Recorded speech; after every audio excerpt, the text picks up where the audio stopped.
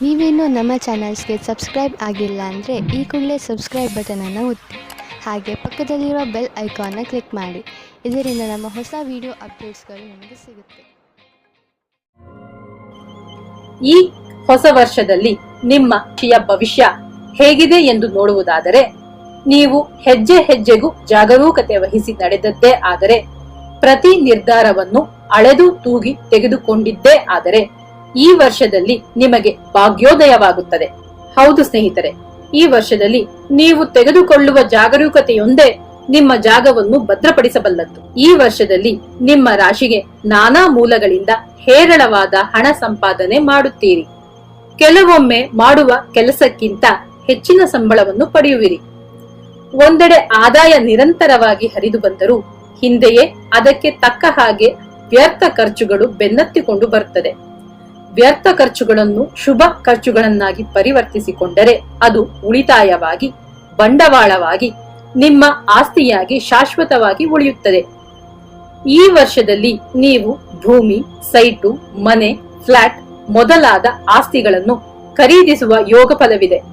ಆದರೆ ಇವುಗಳನ್ನು ಖರೀದಿಸುವ ಮುಂಚೆ ಸಂಬಂಧಪಟ್ಟ ಆಸ್ತಿಯ ಕಾಗದ ಪತ್ರಗಳು ಸರಿಯಿದೆಯೇ, ಕಾನೂನುಬದ್ಧವಾಗಿದೆಯೇ ಎಂದು 1ಕ್ಕೆ 10 ಸಲ ಪರೀಕ್ಷಿಸಿಕೊಳ್ಳಿ. ನಿಮ್ಮ ಸಣ್ಣ ಆಸ್ತಿಯನ್ನು ಮಾರಿ ದೊಡ್ಡ ಆಸ್ತಿಯನ್ನು ಖರೀದಿಸುವ ಯೋಗವೂ ಇದೆ. ಹಾಗೆ ನಿಮ್ಮ ಆಸ್ತಿಯನ್ನು ಮಾರುವಾಗ ಮಾರಾಟದ ಮೊತ್ತವನ್ನು ಒಂದೇ ಕಂತಿನಲ್ಲಿ ಪಡೆದುಕೊಳ್ಳಿ. 2-3 ಕಂತುಗಳಲ್ಲಿ ಮಾರಾಟದ ಹಣವನ್ನು ತೆಗೆದುಕೊಳ್ಳಲು ಒಪ್ಪಿಕೊಳ್ಳಬೇಡಿ. ಅದರಿಂದ ವ್ಯಾಜ್ಯ, ಕೋರ್ಟು ಮೆಟ್ಟಿಲೇರುವ ಸಾಧ್ಯತೆ ಇದೆ. ಕೆಲಸದ ಸಲುವಾಗಿ ಕಾಯುತ್ತಿದ್ದವರಿಗೆ ಕೆಲಸ ಸಿಗುತ್ತದೆ.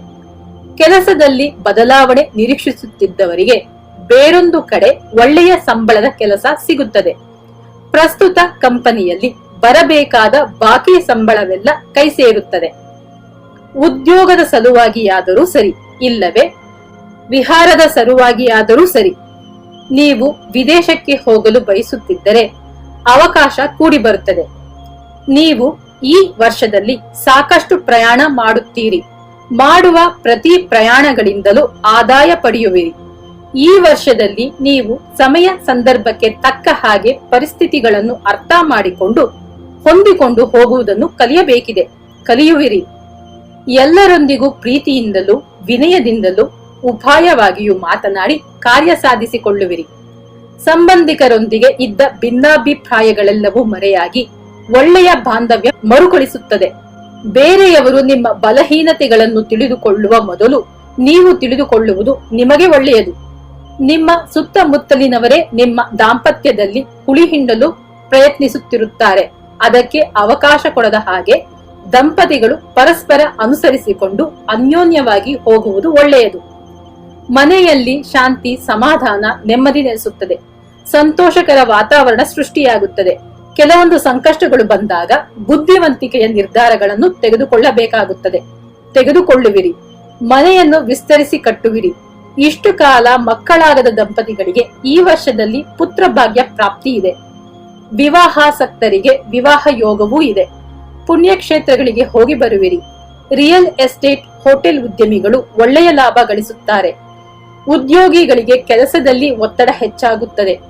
ಮಾಡುವ ಕೆಲಸಗಳನ್ನು ವೇಗವಾಗಿ, ಶೀಘ್ರವಾಗಿ ಮಾಡಿದರೆ ಮೇಲಧಿಕಾರಿಗಳ ಮೆಚ್ಚುಗೆಗೆ ಪಾತ್ರರಾಗುತ್ತೀರಿ.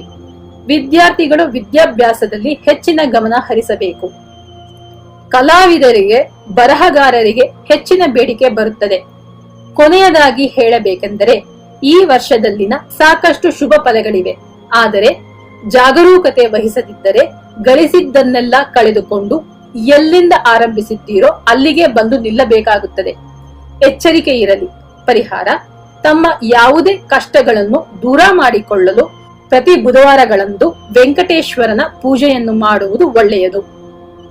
ಶುಭ